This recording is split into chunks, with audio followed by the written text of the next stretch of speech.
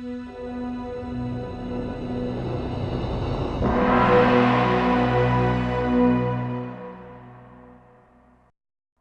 1983, Roberta Williams introduced the world to a new kind of adventure. Her King's Quest games became the all-time best-selling adventure game series on the planet. Now, Roberta has gathered a team of top software engineers and artists to take adventure to a level never before achieved. Be able to be inside the house and look out a window. It's like, okay, we'll place all these things. But you're inside the house now. It's too spread out. You know what I mean? Yeah, actually. I know what you mean. I came into that house or that windmill, and I wanted to go look in the window. It's really bad. I just got this real urge to do that. It's truly a creative process. She comes in with these ideas and you just go, well, you can't do that. That's not possible. You know, we've got these tools. We can do this. Now what do we do with it? We have hills and we have valleys and we have rivers.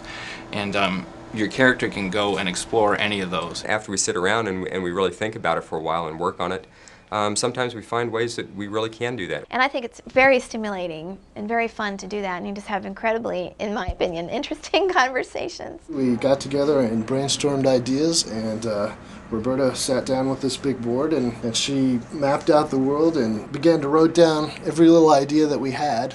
Mask of Eternity is a game that's set in the King's Quest world, but it's not necessarily King's Quest. We have a character that's running around maybe with like knives and swords and shields and stuff, and it's going to have a lot more edge to it. Just get in here and try to draw a scary creature. I begin with the scariest look I can think of from a nightmare, and I just go for it. This is the red-cap goblin that will be lurking around the world, and eventually you'll have to kill him so you can get by him. I think one of my favorite parts of the game right now is in Daventry there's a swamp, and there's a swamp witch in there, and she's kind of looks like a part snake, part alligator, and part mermaid. Exaggerated her face to feel somewhat human-like, but crossed with the reptile.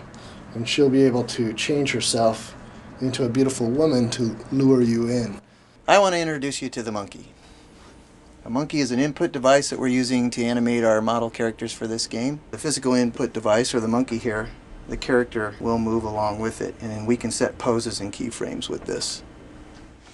We knew we needed to do something really drastic, not only to King's Quest, but to the adventure game genre in general. Because it's really gotten pretty much mired down in sort of this 2D look.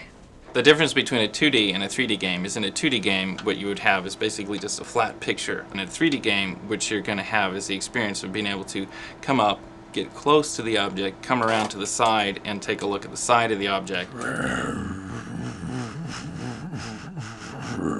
A 3D world is much more immersive, much more explorative, much more feeling of the physicality of the world. In a virtual world, there's so much more you can do, and we're going to allow you to do it.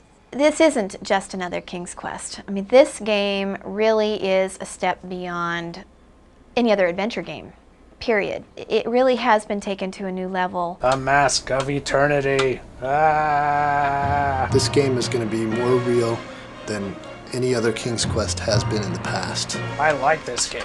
No! Ow! It's been incredibly fun. I can't wait to play it.